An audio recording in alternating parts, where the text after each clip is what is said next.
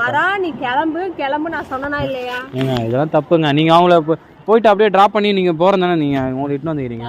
இல்ல நீங்க போயிட்டு வாங்க. அப்படின்னு அவங்க கிட்ட நான் பர்சனலா பேசணும். என்ன உங்ககிட்ட அன்னைக்கு வந்து என்கிட்ட பர்சனலா பேசுறேன்னு சொன்னேன். இன்னைக்கு நான் உங்ககிட்ட பேசுறேன். என்ன நீங்க என்ன ட்ரெஸ் எல்லாம் மாத்தினே வரீங்க?